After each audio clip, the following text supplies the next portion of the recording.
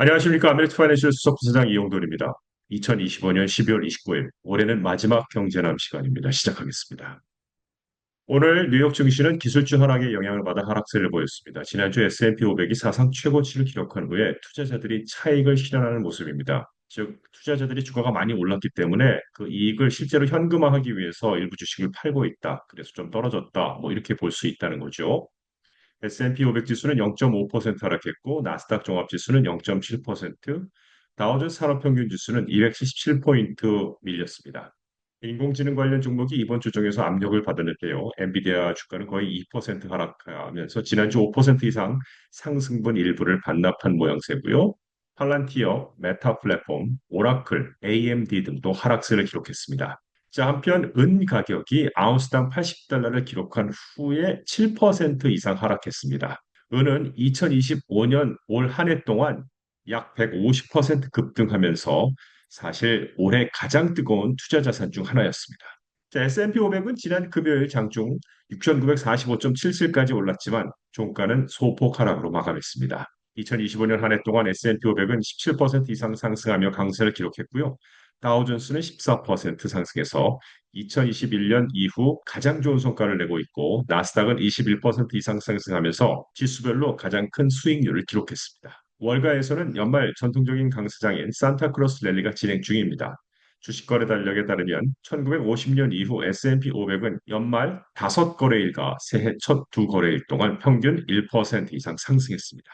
자, 2025년도 미국 경제를 잠깐 돌아보도록 하겠습니다. 한마디로 하자면 성장과 불확실성이 공존한 한 해인데, 자, 일단 2025년 한 해 동안 소비자 지출 증가와 수출 개선에 힘입어서 일부 성장세를 보였습니다.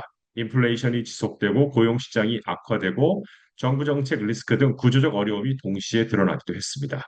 GDP 성장 부분을 얘기를 좀 해보겠는데요. 상무부에 따르면 2025년 3분기 미 실질 국내 총 생산 연율 4.3% 증가하면서 최근 2년 내에 최고 수준의 성장률을 기록했습니다. 이 같은 성장세는 소비 지출 확대, 수출 증가, 정부 지출 등이 복합적으로 작용한 결과로 분석됐습니다.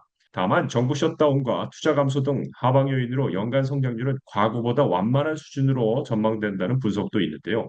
일부 통계는 2025년 총 경제 성장률이 1.5에서 2%대 수준에 머물 것으로 관측했습니다. 소비는 견조하지만 신뢰는 하락했다라고 볼 수 있는데요. 소비자 지출은 3분기에도 강세를 유지하며 성장에 기여했습니다. 그러나 소비자 신뢰 지수는 2025년 하반기 들어 계속 하락하는 흐름을 보였고 낮은 소비자 심리가 미래 경제 활동에 부담으로 작용할 수 있다는 지적입니다. 물가를 보겠습니다.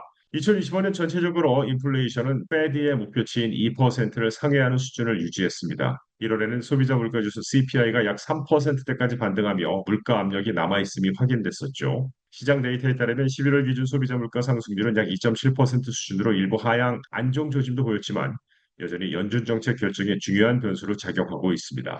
고용 시장입니다. 성장과 일자리 동력의 차이가 있는데요. 고용 측면에서는 직전 분기보다 일자리 증가세가 둔화되고 있다는 분석이 이어졌고, 일부 자료는 실업률이 확대됐다는 점을 지적하며 고용 시장이 최근의 경제 성장 흐름을 반드시 반영하지 못하고 있음을 나타내고 있습니다. 반면에 백악관은 민간 부분의 일자리 증가를 강조하며 긍정적 평가를 제시하기도 했지만 정부 부분 일자리가 감소한 점도 함께 보도되고 있습니다. 정책 리스크가 무엇보다 컸죠. 셧다운도 있었고 관세가 있고 부채 부담도 커지고 있습니다. 2025년에는 정부 셧다운이 경제활동과 주요 통계 발표 지연에 영향을 미쳤고 이로 인한 GDP 성장 지연 우려도 제기가 됐었고요. 또한 무역에서의 관세 강화 조치가 제조업과 수입 물가에 압력을 가하고 있다는 분석이 있습니다. 일부 보고서는 관세가 장기적으로 물가와 무역 흐름에 영향을 줄 수 있다고 지적하기도 했고요. 미국의 정부 부채가 약 30조 달러 수준으로 증가하면서 재정 부담이 경제 전반에 리스크로 작용하고 있다는 분석도 있습니다. 자, 부문별 양극화 현상도 있는데요. 일부는 성장했지만 일부는 어려움이 있는데 보겠습니다. 2025년 경제 성과는 일부 부문에 국한된 성장이라는 평가가 나오고 있습니다. 기술하고 소비자 지출 증가로 대형 기업과 부유층이 상대적으로 이득을 본 반면 저소득 계층과 일부 산업에서는 고비용 압박이 지속됐습니다. 또한 기업 도산이 증가하고 있다는 보도도 있어 경기 전반에 대한 불확실성이 높다는 지적이 있습니다. 2026년도 살짝 좀 전망해 보겠습니다. 완만한 성장과 인플레이션 지속 우려가 함께 하는데요. 2026년 미국 경제는 완만한 성장세를 이어가면서도 인플레이션, 고용시장 회복 지연, 정책 리스크 등 복합적인 변수가 존재할 것으로 전망이 되고 있습니다. 전문가들은 경제 성장률이 1.8에서 1.9% 수준에 머물 것으로 예상하면서도 글로벌과 국내 정책 변화가 변수로 작용할 수 있다는 분석입니다. 일단 GDP 성장률 완만한 흐름이 전망되고 있는데요. 세인트루이스 연방준비은행에 따르면 2026년 GDP는 연간 1.9% 성장할 것으로 예상됩니다. 지난 2년간의 강한 회복세 이후 경제가 안정 국면에 접어들고 있는 것으로 풀이되는데요. 소비자 지출과 수출이 여전히 성장의 주요 동력으로 작용할 것으로 관측됩니다. 자, 물가 상승률, 즉 인플레이션 여전히 높은 수준을 유지할 것으로 보고 있는데요. 전문가들은 2026년에도 인플레이션이 연준 목표치인 2%를 상회할 가능성이 있다고 보고 있습니다. 물가 상승세가 완전히 안정되지 않을 경우 연준의 통화 정책 운영에 부담으로 작용할 수 있다는 분석입니다. 일부 전망은 개인 소비 지출 PCE 물가 상승률이 2.9% 수준으로 유지될 수 있다고 제시했습니다. 고용시장 역시 회복은 더딘 흐름을 보일 것으로 보이는데요. 고용시장은 경제 성장에 비해 회복 속도가 느릴 것으로 예상됩니다. 전문가들은 고용 증가세가 완만한 가운데 일부 산업은 고용 둔화를 지속할 수 있다고 지적했습니다. 이에 따라 연준의 금리 정책과 경기 부양 방안이 주요 변수로 작용할 전망입니다. 페드는 2026년에도 점진적인 금리 인하 가능성을 열어두고 있습니다. 이는 고용 회복 속도 둔화와 경기 완만 성장 상황을 고려한 조치로 해석되는데 금리 조정 여부는 인플레이션과 고용 지표에 따라 달라질 것으로 보입니다. 무역 관세 그리고 정책 리스크에 대한 것도 좀 살펴보면요. 무역과 관세 정책도 경제 전망의 중요한 변수로 지목되는데 일부 경제 보고서는 관세와 무역 정책 변화가 2026년 경제 성장과 인플레이션에 직접적인 영향을 미칠 수 있다고 평가했습니다. 글로벌 경제 불확실성 또한 성장 리스크 요인으로 남아 있습니다. 자, 2025년과 2026년 한번 리뷰도 해보고 살펴봤는데요. 이번 주에 주목할 만한 10가지 이슈 간단히 좀 살펴보겠습니다. 미국 주식 선물은 장 초반 하락세 보였다는 게 첫 번째 뉴스였고요. 새해 첫날 목요일 휴장한다는 거요. 그리고 두 번째들은 이번 주 주요 경제 지표 발표에 주목하고 있습니다. 바로 수요일에 FOMC가 12월 회의록을 공개할 예정입니다. 잠시 후에 조금 더 자세히 알려드리고요. 세 번째 뉴스, 아마존이 이탈리아에서 드론 배송 서비스를 시작하려던 계획을 철회했다고 전해졌고요. 네 번째 뉴스, 일본 소프트뱅크가 AI 전략의 일환으로 데이터 센터 투자 회사 디지털 브릿지를 40억 달러에 인수하기로 합의했다는 뉴스가 나와 있네요. 다섯 번째, 엔비디아가 인텔 지분을 50억 달러어치 인수를 공식 완료했다고 오늘 공시했습니다. 9월에 처음 발표했었는데 엔비디아는 주당 23.28달러에 인텔 보통주를 매입했습니다.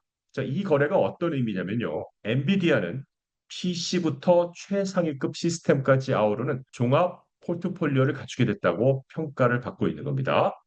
첫 번째 뉴스, 월가의 애널리스트들은 엔비디아와 그럭의 라이센스 계약에 대해 긍정적인 평가를 내놨습니다. GROQ, 그럭. 구글 출신 엔지니어들이 2016년에 설립한 인공지능 칩 하드웨어 스타트업입니다. CT에서는 이를 명확한 호재라고 평가했습니다.